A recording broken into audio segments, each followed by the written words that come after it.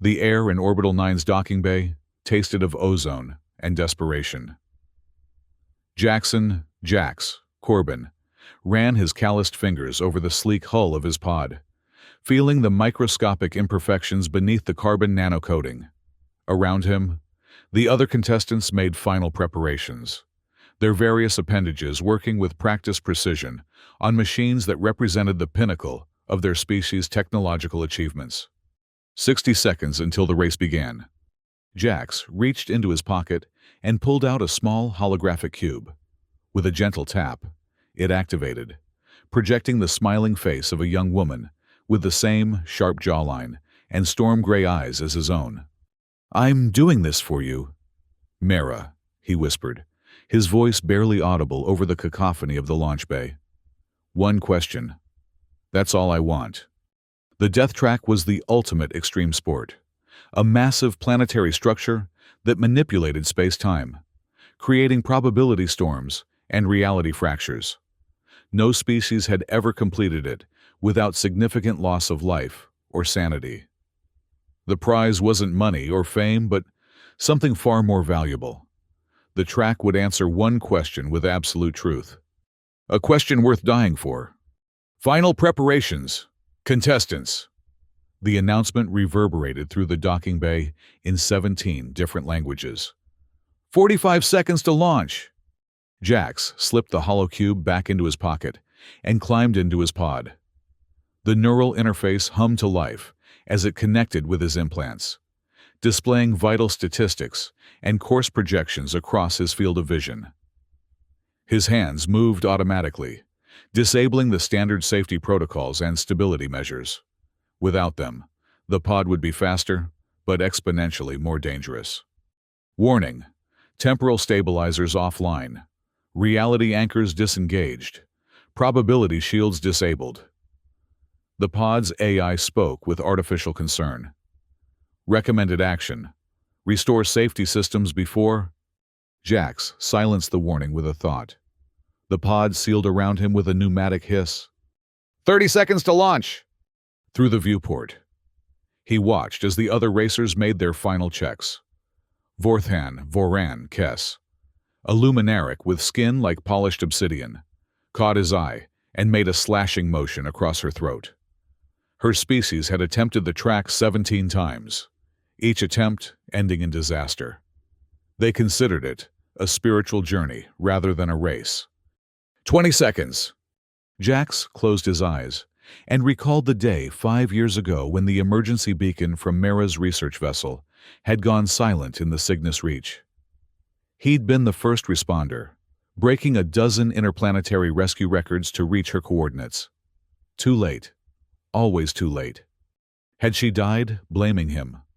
Hating him for not being there sooner? That was the question that had haunted him for 5 years. 10 seconds. The pod's engines thrummed to life, sending vibrations through his bones. The hollow display showed the starting gate ahead, a massive archway of impossible geometry, its edges blurring as it bent the fabric of reality around it. 5, 4, 3, 2, 1. Die loud, Jax muttered, using the old racer's farewell. Launch! The world disappeared into streaks of light as his pod shot forward, crossing the threshold into the death track proper. Immediately, reality itself seemed to warp and twist. Without the stability systems, Jax felt every shift in his bones, his organs, his very atoms threatening to scatter across multiple probability states. The first obstacle loomed ahead, the probability storm. Under normal circumstances, racers would activate their probability shields, creating a tunnel of stable reality through the chaotic maelstrom. Without shields, Jax was fully exposed to the quantum uncertainties. His vision fractured. In one moment, he saw his pod disintegrating, his body dissolving into component atoms. In another, he witnessed himself aging decades in seconds. In yet another, his form shifted between different evolutionary paths humanity might have taken. Jax gritted his teeth and pushed through, focusing on the one constant in all possible realities: The memory of Mara, her laugh, her determination, the way she'd roll her eyes at his overprotectiveness. The pod screamed as it tore through the storm, parts of its hull existing in multiple states simultaneously.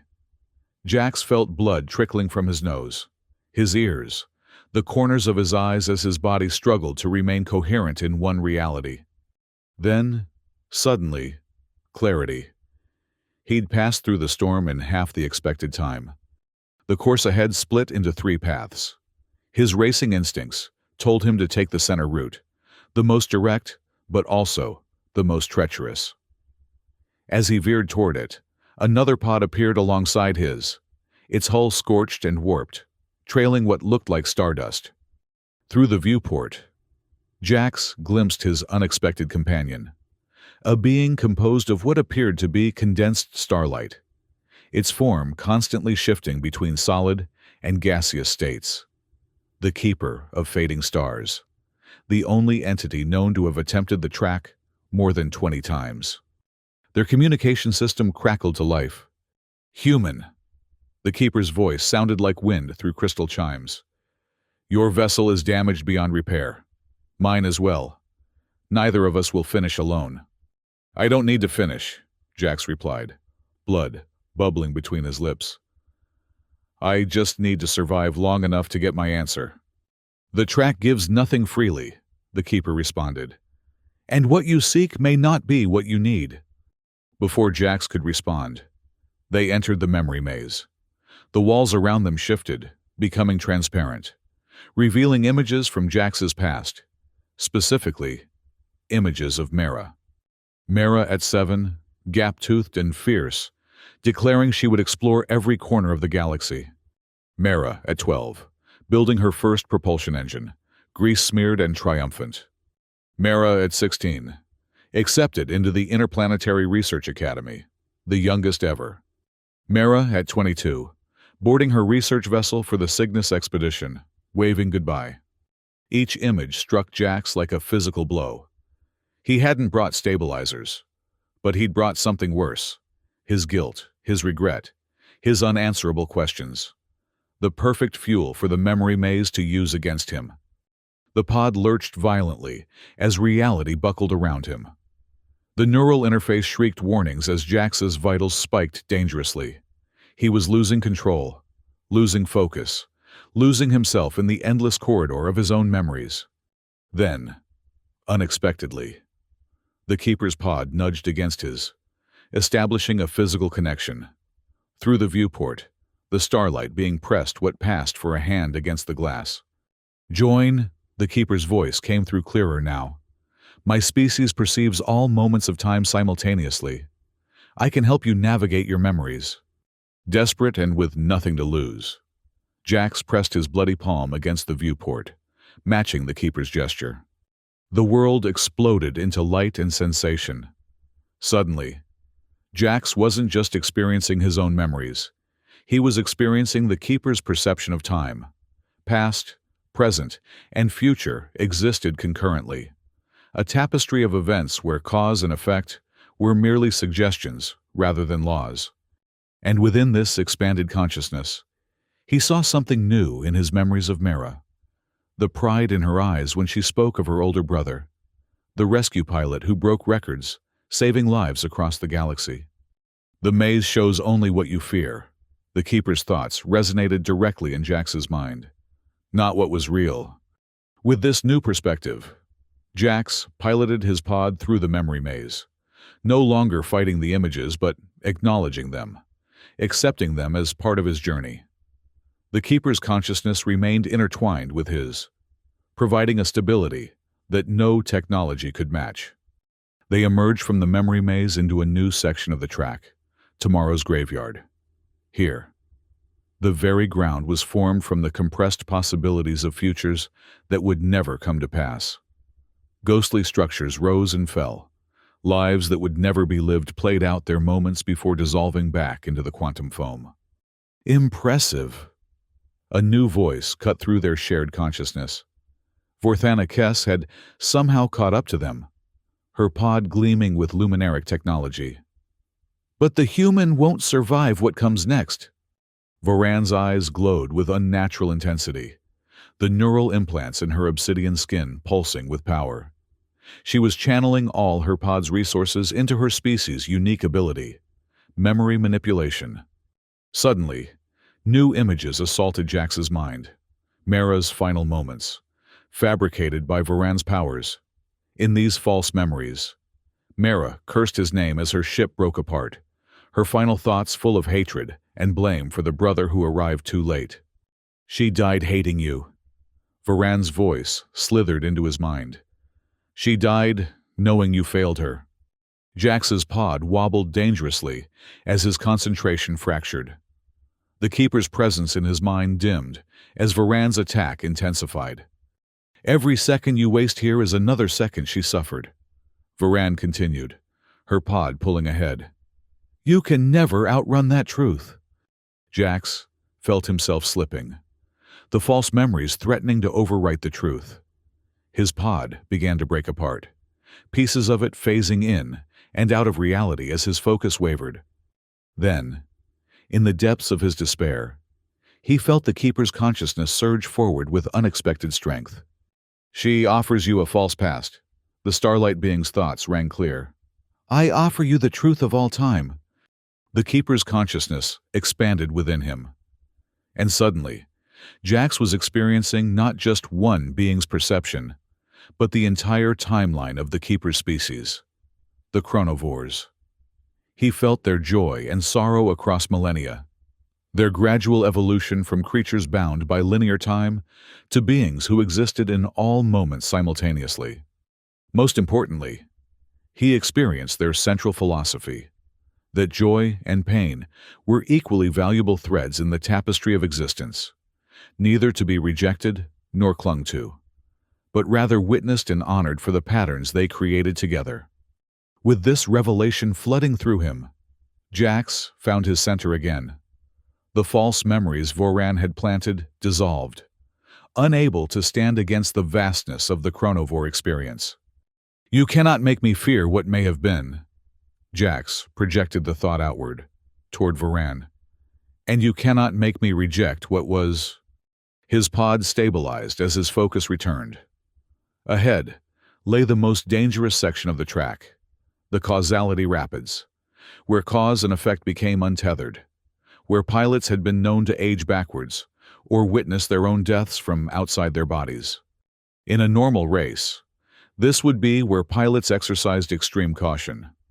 But Jax, still connected to the Keeper's time sense, saw something no other racer had ever perceived: the patterns within the chaos, the rhythms of probability that governed even this seemingly random section of the track.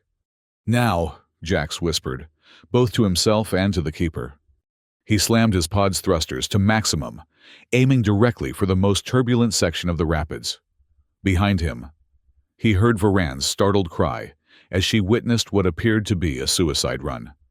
But Jax wasn't flying blind. Through the Keeper's perception, he could see the momentary stabilizations in the chaos, microsecond windows where reality briefly cohered before dissolving again. He threaded his pod through these windows, dancing on the edge of annihilation. The universe seemed to hold its breath as the human pod, stripped of all safety measures and guided by an impossible perception, rode the very crest of causality itself.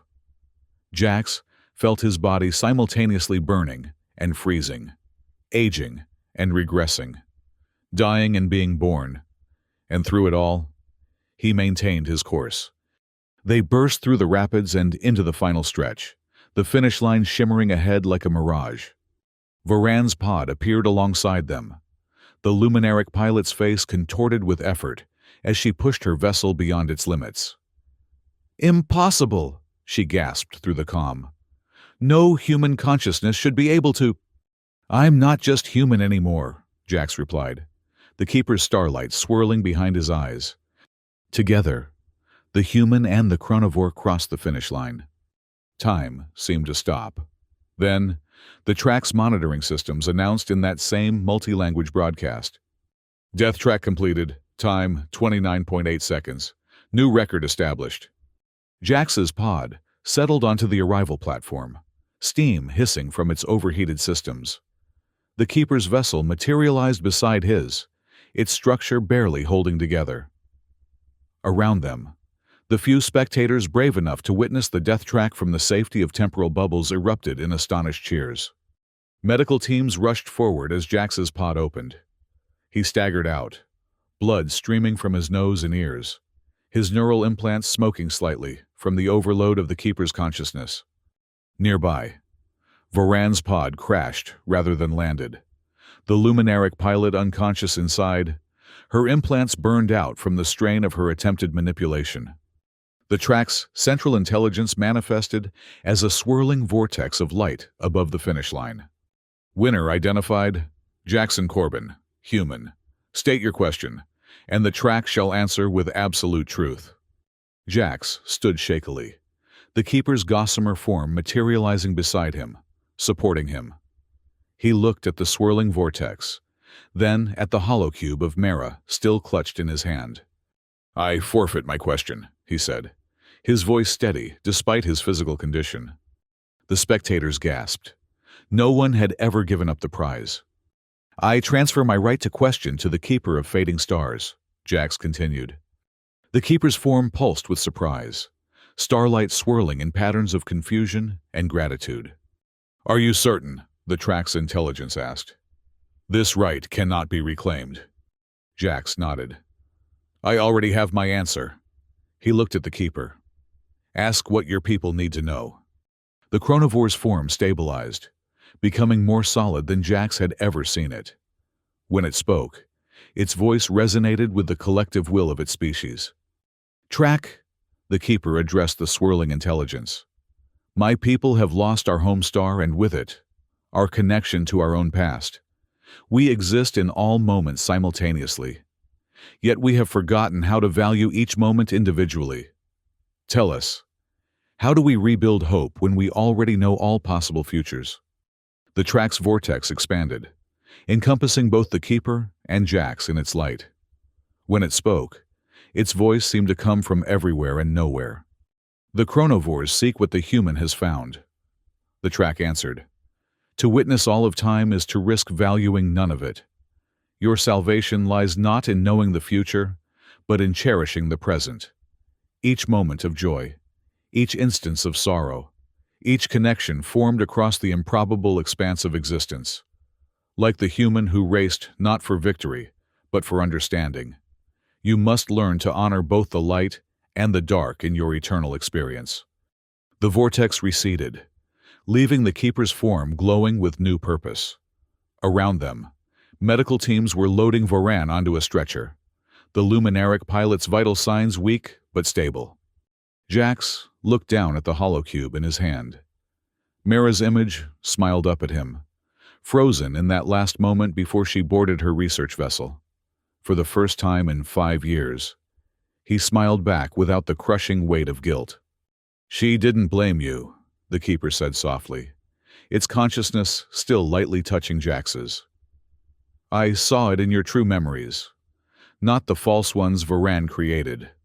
Her last thoughts were of discovery, of wonder, of pride in her brother who taught her to be brave." Jax closed his hand around the cube. "I know that now."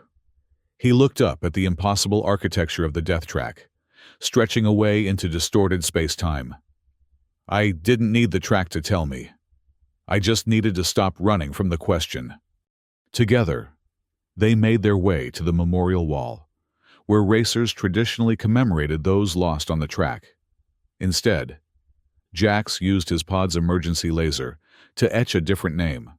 Mara Corbin never raced, but crossed the finish line anyway. The Keeper's form shimmered with what might have been approval. "What will you do now, Jackson Corbin? Your species considers you a hero once more." Jax looked out at the gathered crowd, at the news drones capturing his image to broadcast across the galaxy. He thought about the rescue service he'd abandoned after Mara's death, the lives he might have saved in the 5 years he'd spent consumed by guilt. "Live," he said simply. "Maybe help others do the same." As they walked away from the track, leaving behind the cheering crowds and the medical teams still tending to Varan, Jax felt the weight of the hollow cube in his pocket grow lighter. When he checked it later, he would find that it had finally, after 5 years, run out of power, its purpose fulfilled.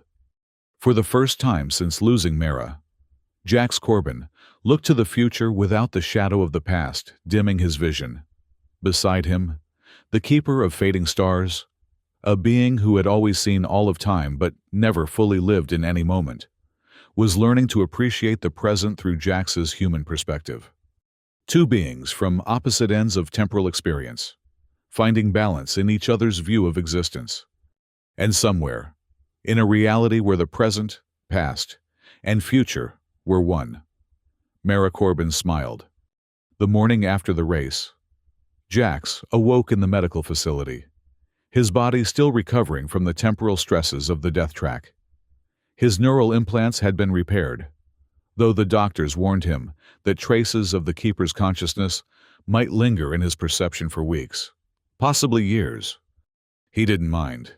The expanded awareness had become a comfort rather than a burden. A soft chime announced a visitor. The Keeper flowed into the room, its starlight form more contained than usual, adapted to the confined space. "The luminaric will recover," it announced without preamble. "Though her neural implants have been permanently damaged, she will never again manipulate memories." Jax nodded, feeling neither satisfaction nor pity at the news. "And your people? How did they receive the track's answer?" The Keeper's form pulsed with complex emotions that Jax could partially sense through their lingering connection. "Some understand, others resist. Change comes slowly to a species that experiences all time at once." A pause. "But it begins with me. With us."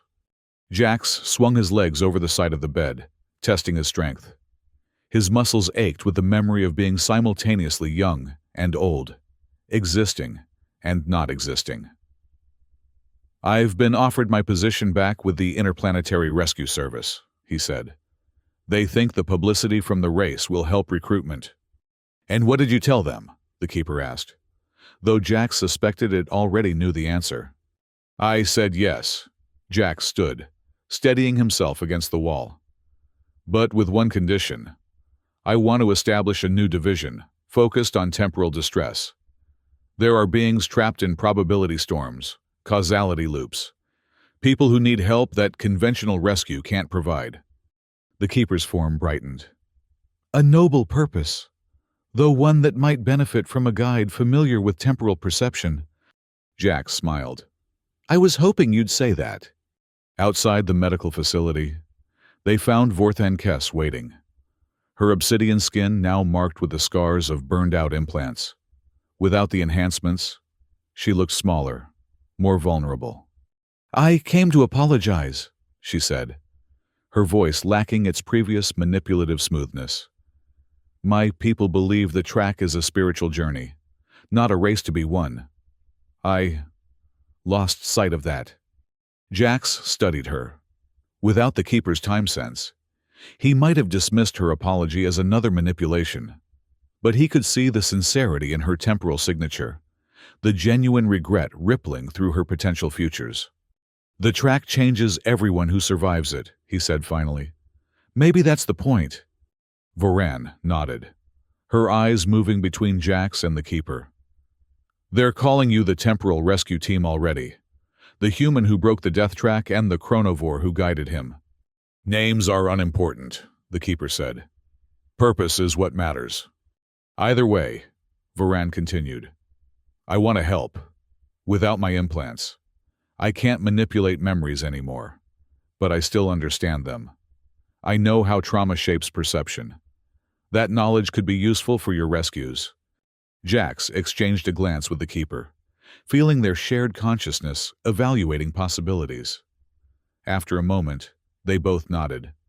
"Everyone deserves a second chance," Jax said. "Even luminarics who try to drive humans insane during death races." Voran's face broke into a surprised smile, revealing teeth like polished onyx. "I deserved that." Together, the unlikely trio made their way to the docking bay, where Jax's new rescue vessel awaited. Unlike his racing pod, this ship was built for stability, for creating safe pockets of reality in the most chaotic environments.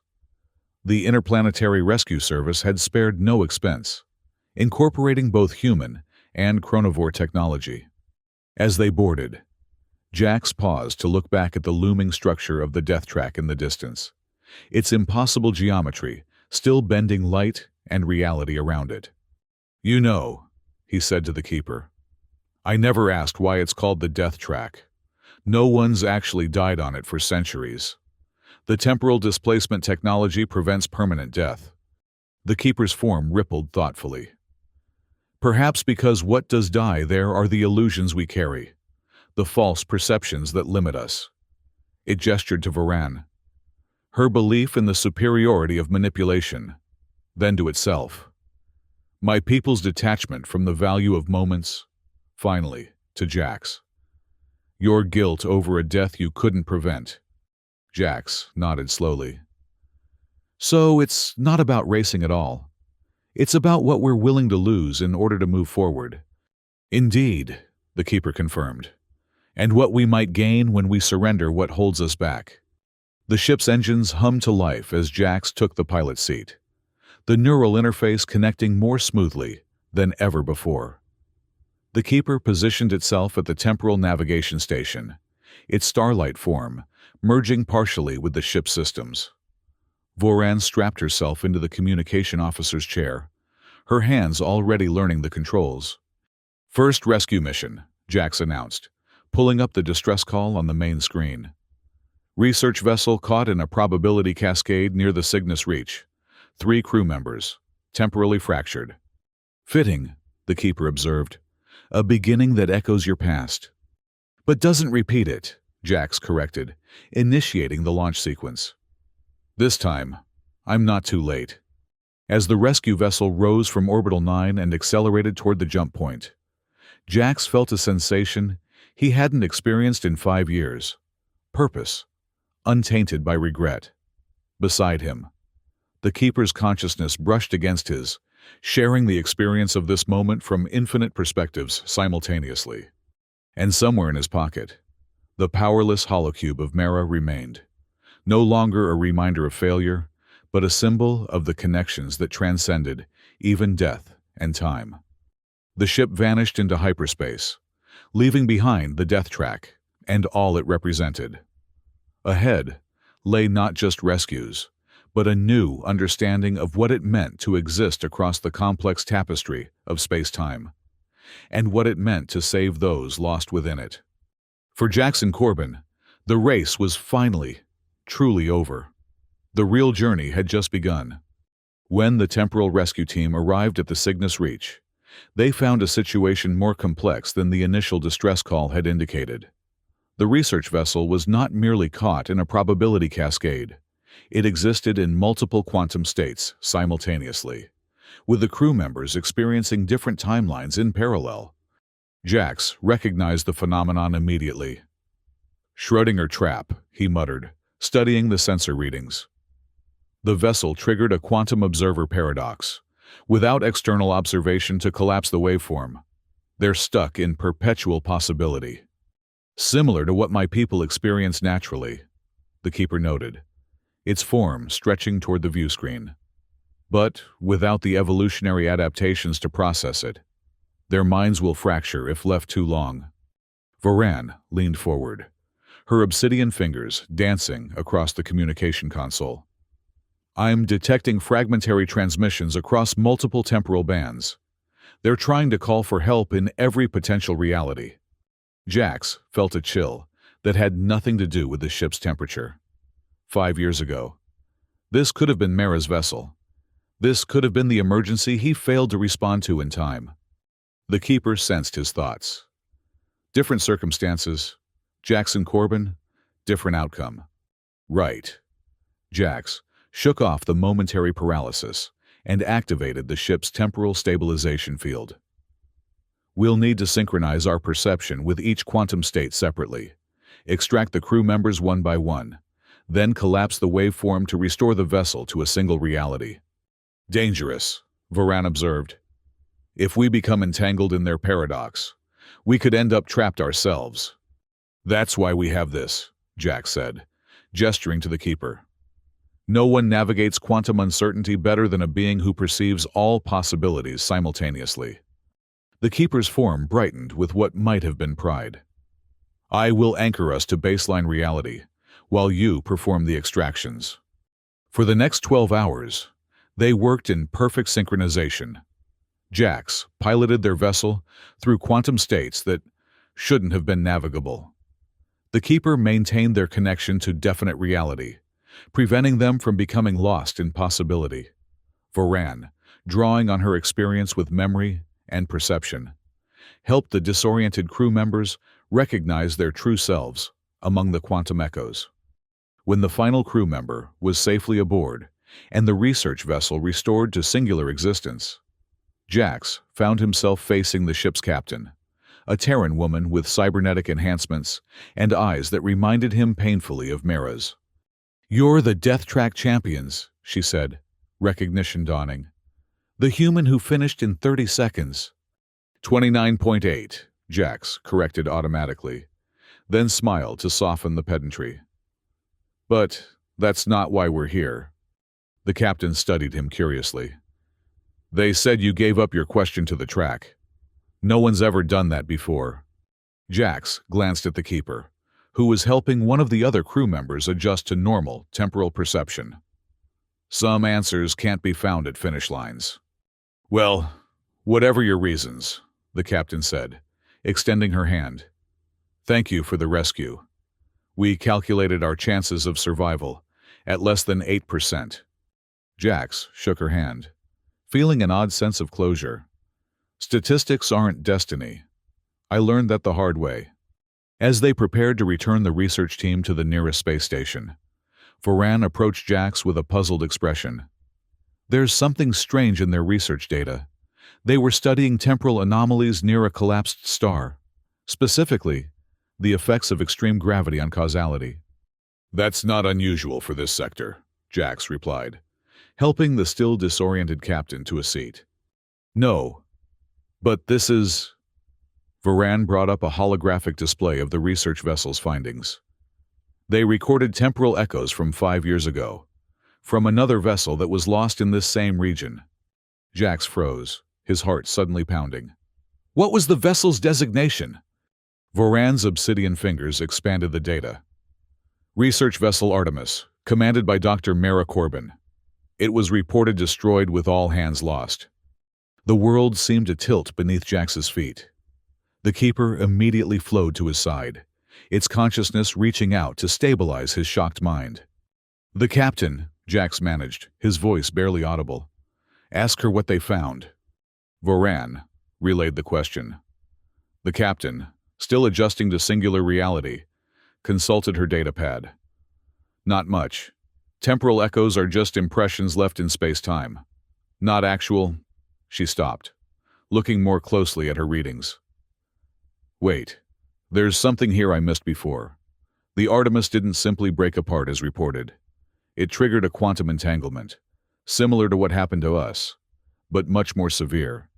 If our situation was a Schrödinger trap, theirs was a full Einstein-Podolsky-Rosen bridge," the keeper finished, its form pulsing with sudden understanding. A connection point between realities. Hope, dangerous, irrational hope, bloomed in Jax's chest. "Are you saying Mara's ship might not have been destroyed? That it could have been displaced to another quantum reality?" The captain looked uncomfortable. "Theoretically possible, but searching across quantum realities would require technology beyond anything currently available." Varan interjected gently, clearly concerned about giving Jax false hope. Jax turned to the keeper, whose starlight form had grown unusually still. "Your people perceive all possible realities simultaneously. Could you sense if Mara exists in another quantum state?" The keeper's form dimmed slightly. "My perception is limited to temporal variations within our baseline reality. Cross-reality perception would require more than I alone possess." Jax fell silent, the brief flare of hope guttering, but not quite extinguishing. The captain, sensing the charged atmosphere, quietly withdrew with her crew to the medical bay, leaving the temporal rescue team alone on the bridge. "I'm sorry, Jackson," Varan said after a long moment. "I shouldn't have mentioned it." "No," Jax replied, gathering himself. "Knowledge is never the enemy, even painful knowledge." He took a deep breath. "We have 3 rescued crew members who need medical attention. Let's focus on that." But as they set course for the nearest space station, Jax's mind raced with new possibilities. If there was even the slightest chance that Mara had been displaced rather than killed.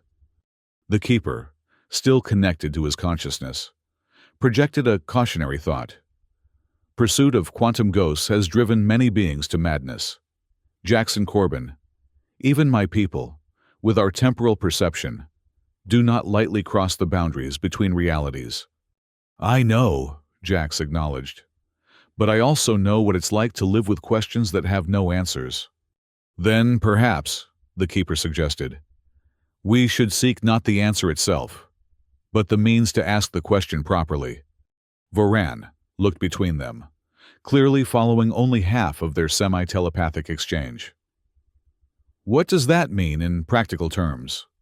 Jax's expression hardened with newfound determination. "It means our temporal rescue team just got a secondary mission. We continue saving lives. That's non-negotiable. But we also gather data, technology, and expertise related to quantum reality displacement." "You're talking about something that might take years," Varan pointed out.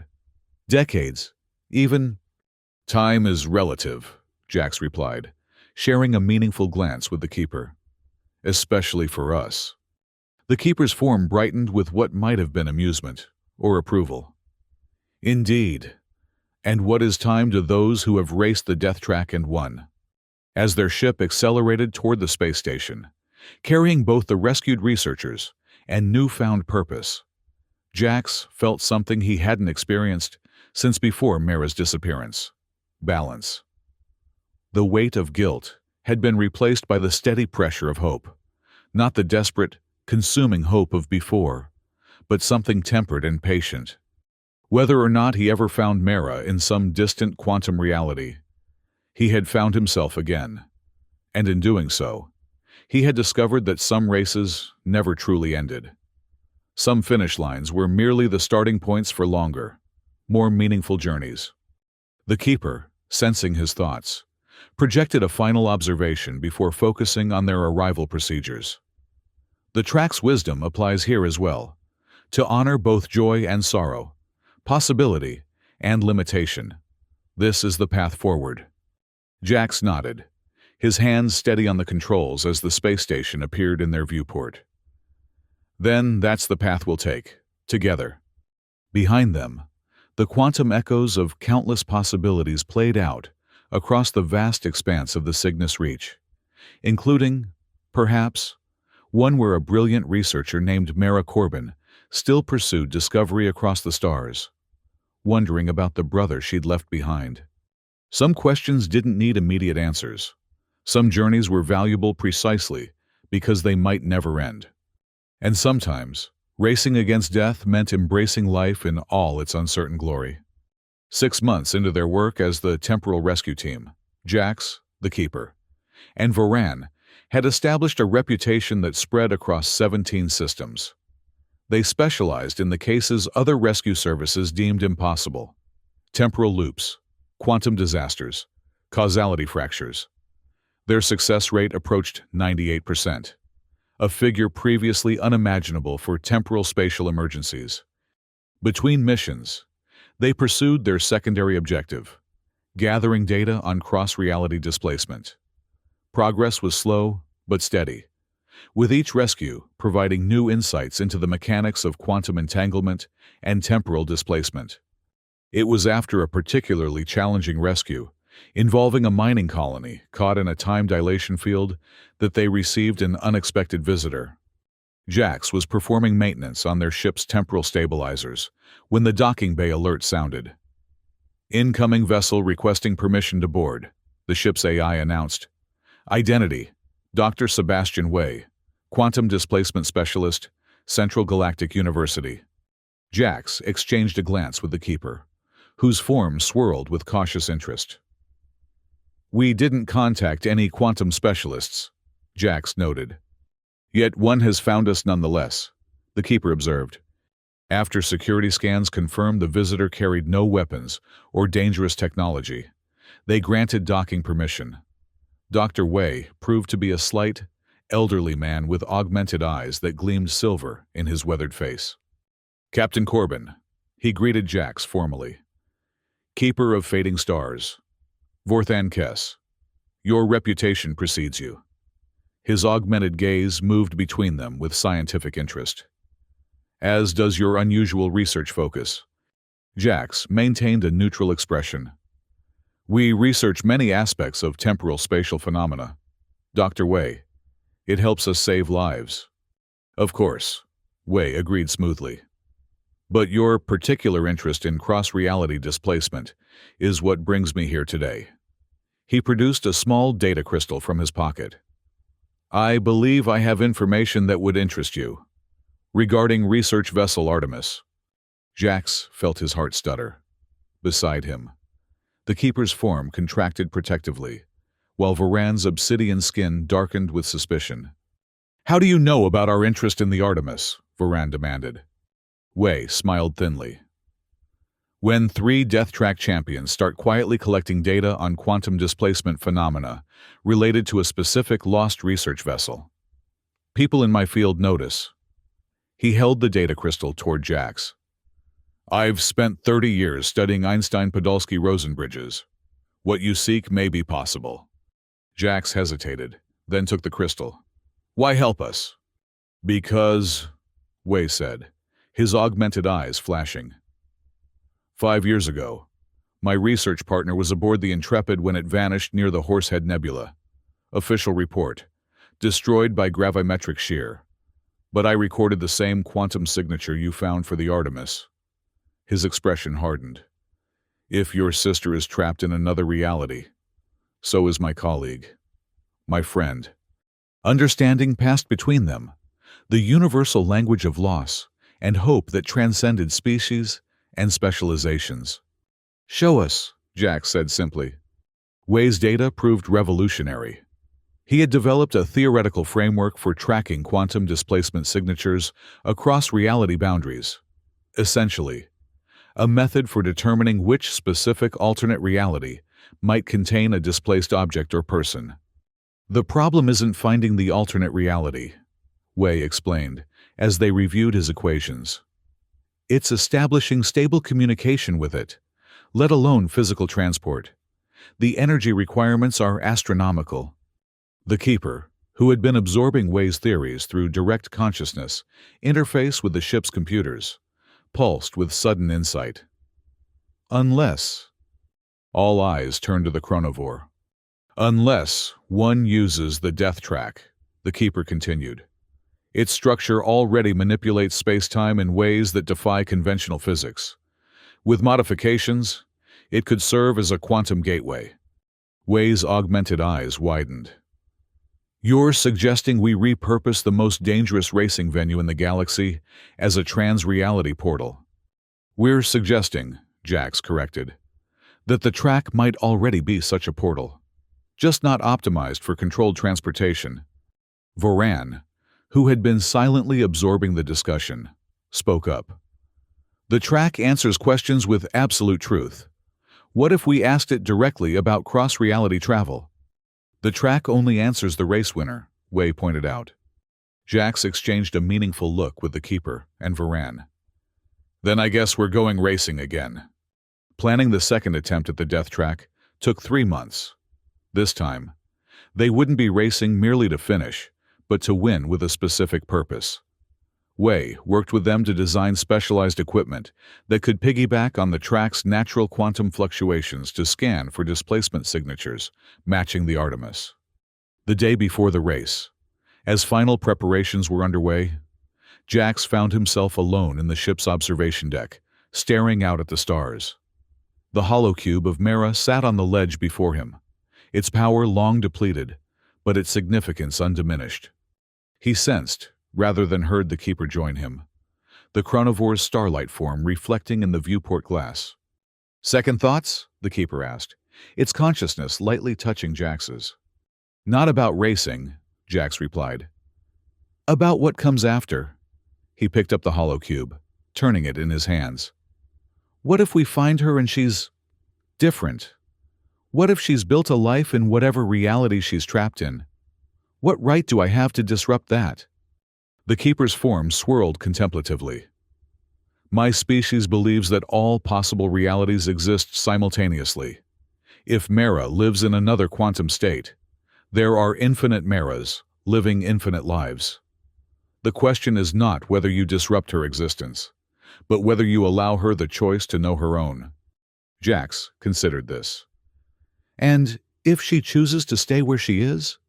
Then you will have given her something precious, agency, in the face of cosmic accident." The Keeper's form brightened. "Is that not what rescue truly means? Not merely saving lives, but restoring choice?"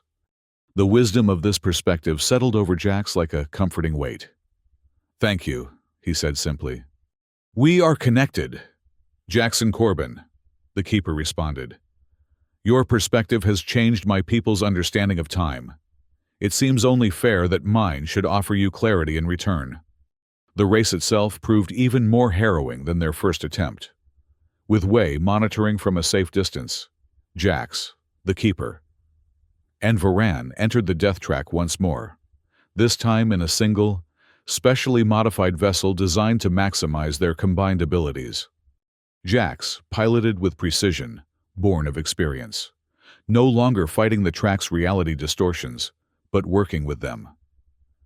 The Keeper maintained their temporal stability, while simultaneously scanning for quantum signatures, matching Wei's parameters.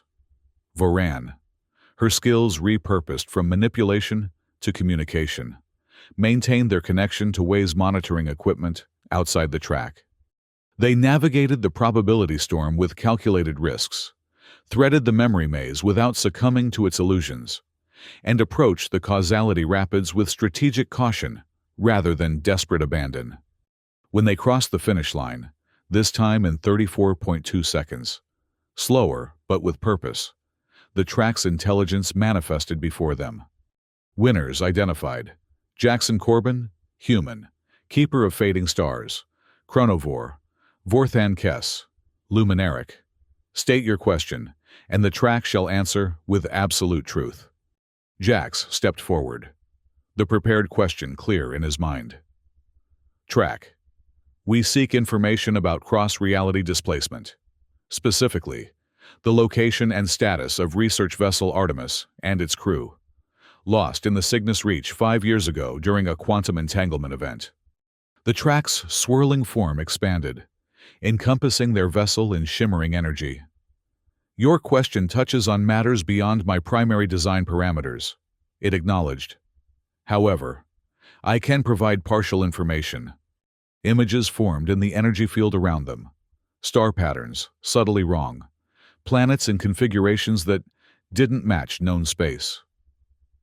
Research vessel Artemis exists in quantum reality designation XJ271, a universe where the Sagittarius stellar collapse occurred 3 million years earlier than in baseline reality. The vessel and crew survived initial displacement, but have been unable to return due to technological limitations. Jax's heart hammered in his chest. Is the crew alive? The track's energy pulsed. 4 of 7 original crew members survive, including Commanding Officer Dr. Mara Corbin. They have established contact with indigenous intelligences in their displacement reality and adapted their research to focus on return methodologies. Can we establish contact? Varan asked, her obsidian fingers dancing across their vessel's communication array. Send a signal. Direct communication is impossible through conventional means, the track replied. However, the energy field shifted, revealing complex mathematical equations. These modifications to your vessel's quantum resonance chamber would allow one-way information transfer. A message, but not a response. The Keeper's form expanded as it absorbed the equations directly into its consciousness. "These are viable," it confirmed. "We can send a message." Jax felt dizzy with possibility. After 5 years of guilt, uncertainty, and recently kindled hope, he could finally reach out to Mara. Not rescue her, not yet, but let her know she wasn't forgotten, that someone was trying to bring her home. "You must understand," the track continued, "that full physical transreality transport would require energy equivalent to a small star's annual output. Even I cannot generate such power." "One step at a time," Jax said firmly. "First contact, then rescue." As they exited the track, Wei's excited transmission came through immediately. He had monitored everything and was already beginning calculations based on the track's equations. For 3 days, they worked without rest, modifying their vessel's systems according to the track's specifications. When the quantum resonance chamber was finally ready, Jax faced the most difficult task yet, composing a message that would have to contain everything he wanted Mara to know, without any certainty of response. In the end, simplicity won out. The quantum signal could only maintain coherence for approximately 20 seconds, barely enough for a few sentences. "Ready to transmit," Voran announced, her fingers poised above the activation sequence. Jax took a deep breath and spoke clearly into the recorder. "Mara, it's Jax. You're in an alternate reality. We know you're alive and we're working on bringing you home. Don't give up. The impossible just takes a little longer. Your loving brother. Always." The message converted to quantum data, compressed into a packet of information designed to breach the barriers between realities. With a nod from Jax, Voran initiated the transmission. The ship shuddered as power drained from all systems into the resonance chamber. Alarms blared as safety thresholds were exceeded, but Jax silenced them with a thought. For 20 excruciating seconds, the vessel balanced on the edge of system failure. Then silence. "Transmission complete," the Keeper announced. Its form dimmed from the energy expenditure. "Signal integrity at 94%. Sufficient for comprehension." Jax stared at the now dark resonance chamber. Now what? Wei, who had joined them aboard after the race, smiled for the first time since they'd met him.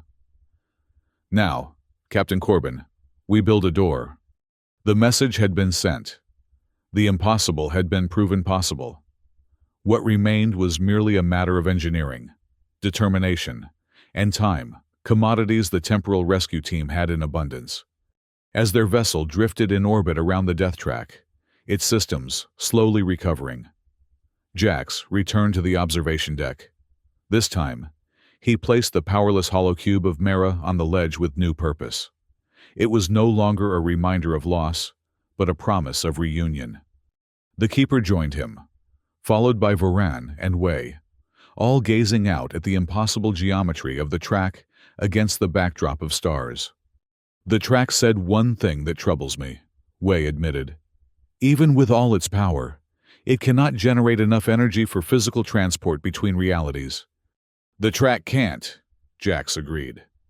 "But we're not the track. We're the people who beat it, twice." Voran's obsidian face reflected the starlight as she nodded. "And we have something the track doesn't." "What's that?" Wei asked. The Keeper's form brightened with quiet confidence. "Purpose beyond winning, connection beyond competition, and perhaps most importantly, its consciousness brushed against each of theirs in turn. The understanding that some races are not meant to be run alone." As if in response to the Keeper's words, a small light flickered on the control panel, a quantum fluctuation detected in precisely the frequency range they had used for transmission.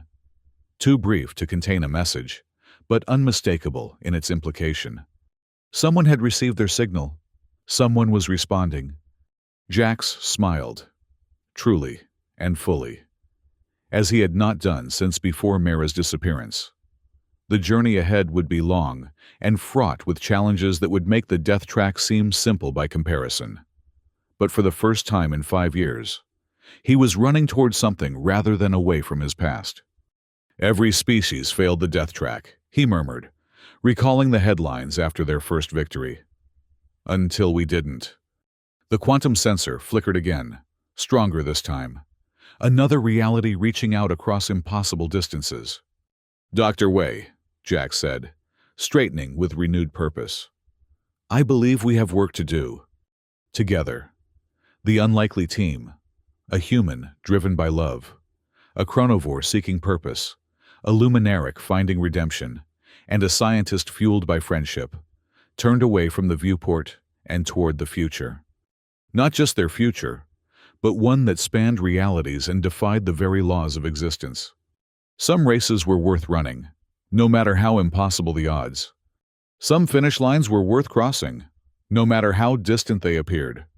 And some connections, it seemed, were strong enough to bridge not just space and time, but reality itself.